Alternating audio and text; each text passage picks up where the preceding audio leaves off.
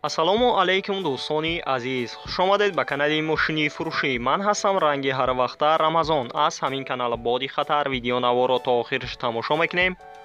бо хабар мешавем аз нархҳои мошинҳои фурӯшие ки дар Тоҷикистон мебошад. мошинҳо аз ваз 2106 сар шудагӣ то самасавал кам азае ки мошинҳои шумо ҳам дар комментария нависондагӣ буден. ҳамон мошинҳо ҳам дар ҳаминҷа ҳузур доранд. курси имрӯза 1000 рубл баробар аст ба 156 сомонӣ. касоне ки дар канали мо то ҳозира обуна шудагӣ нестай, и обуна шава, и дар видео лайка бигзора. мо мегзарем ба мошинҳои фурӯшие ки шумо бисёртар интизорашон ҳастед.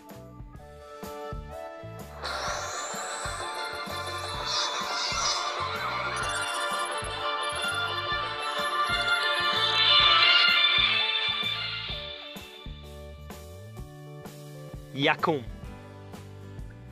мошини фурӯшии мо мебошад Opel Astra J ки соли бароишаш 1998 дар ҳолати хуби техникӣ қарор дорад дар шаҳри Душанбе. объём-мотораш 1.6 литр, сӯзишвориш бензин газай, коробка передач механика. нархи мошин 32000 сомония. ранги мошин сабз аст, кузаш хачибек.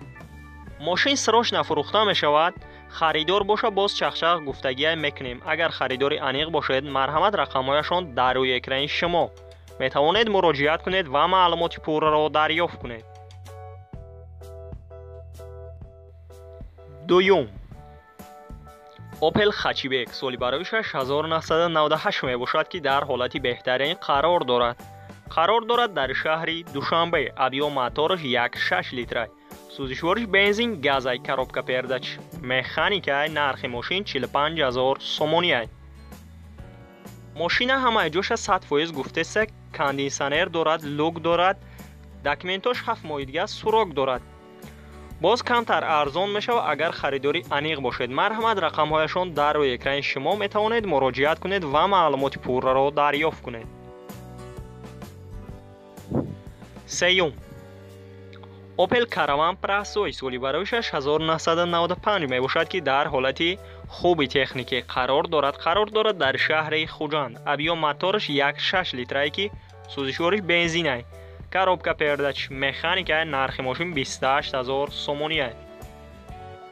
агар харидори аниқ бошед, марҳамат рақамҳояшон дар рӯи экрани шумо. метавонед муроҷиат кунед ва маълумоти пурраро дарёфт кунед. чорум Nexi Daiwo соли бароишаш 1999 мебошад ки дар ҳолати нормални қарор дорад дар шаҳри Ваҳдат. объём-мотораш 1.5 литр, сӯзишвориш бензин газай, коробка передач механика. нархи мошин 13000 сомония. мошин срочно фурӯхта мешавад. алиш мешавад. камтарак кор дорад. агар харидори аниқ бошед, рақамҳояшон дар рӯи экрани шумо. метавонед муроҷиат кунед ва маълумоти пурраро дарёфт кунед. панҷум ваз 21099 соли бароишаш 2003 дар ҳолати хуби техникӣ қарор дорад дар шаҳри Душанбе. объём-мотораш 1.6 литр, сӯзишвориш бензинай, коробка передач механика. нархи мошин 12500 сомония. ранги мошин серебристия, кузаш сидан мебошад. мошин срочно фурӯхта мешавад. состояниш созай. агар харидори аниқ бошед, марҳамат рақамҳояшон дар рӯи экрани шумо. метавонед муроҷиат кунед ва маълумоти пурраро дарёфт кунед.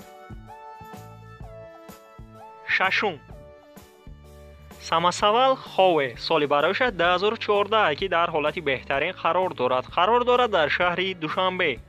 нархаш 385000 сомония.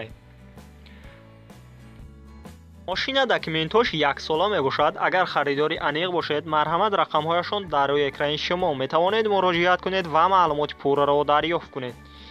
ин дастгирии моро фаромӯш насозед дӯстони азиз. ҳафтум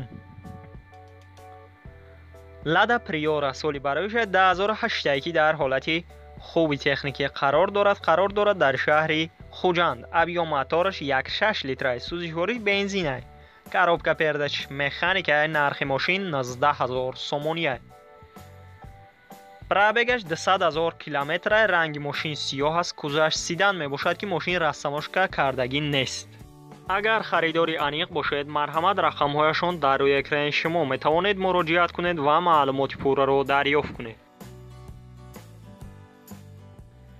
ҳаштум. самосавал КамАЗ соли барои 6991 мебошад ки дар ҳолати нормалӣ қарор дорад дар айнӣ. нархаш 55000 сомонӣ аст. КамАЗ 10 тонага 6 баллони нав дорад. агар харидори аниқ бошед, марҳамат рақамҳояшон дар рӯи экрани шумо метавонед муроҷиат кунед ва маълумоти пурраро дарёфт кунед. ноҳум. ВАЗ 2115 соли барои 10001 мебошад. дар ҳолати хуби техникӣ қарор дорад дар шаҳри Душанбе.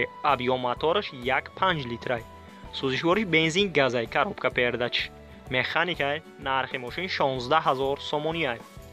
ранги мошин Корeshniya Кузаш Sedan. агар харидори аниқ бошед, марҳамат рақамҳояшон дар рӯи экрани шумо метавонед муроҷиат кунед ва маълумоти пурраро дарёфт кунед.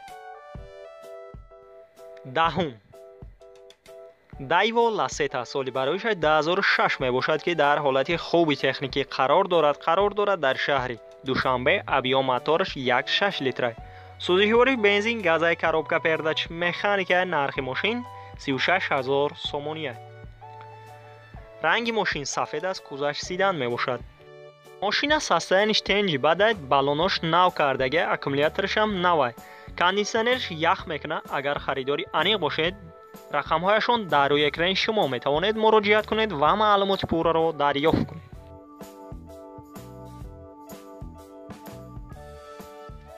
11.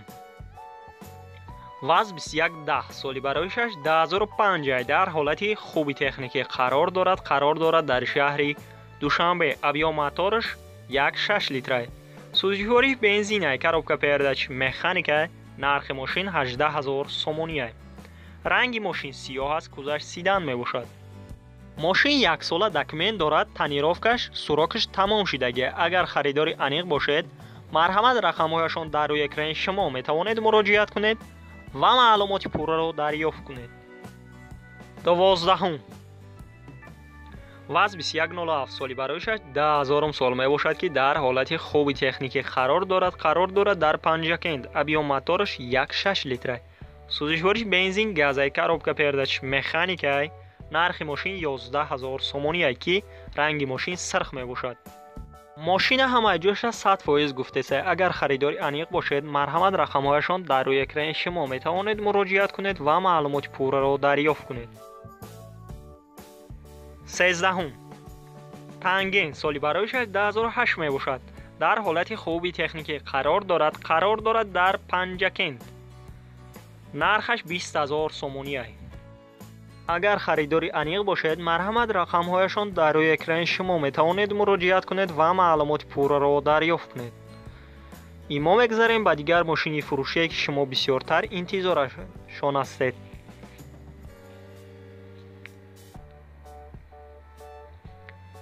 14.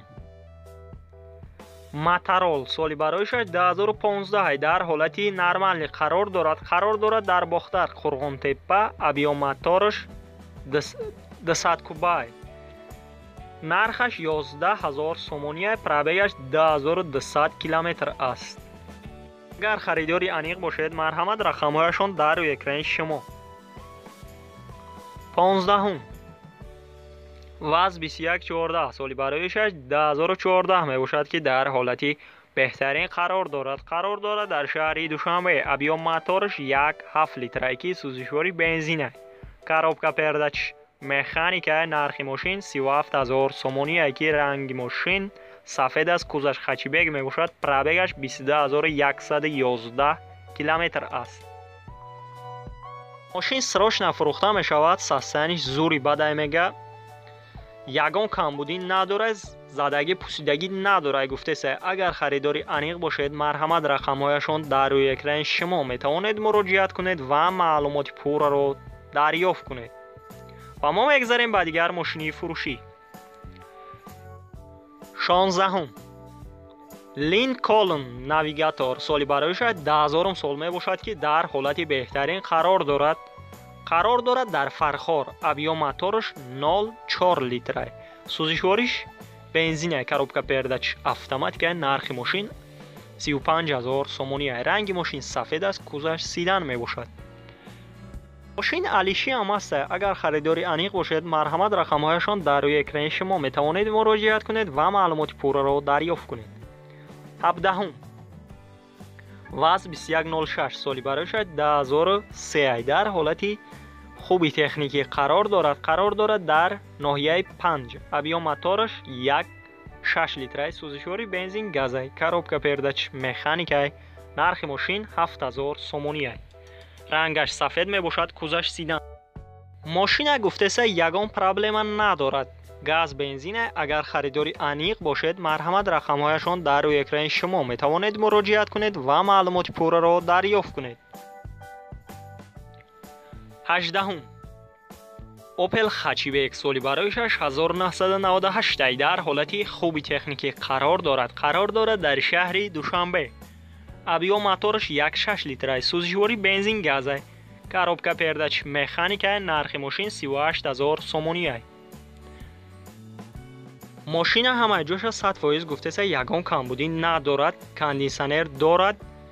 балоноша қатъи дискош пачка гуфтеса. агар харидори аниқ бошед, марҳамат рақамҳояшон дар рӯи экрани шумо метавонед муроҷиат кунед ва маълумоти пурраро дарёфт кунед.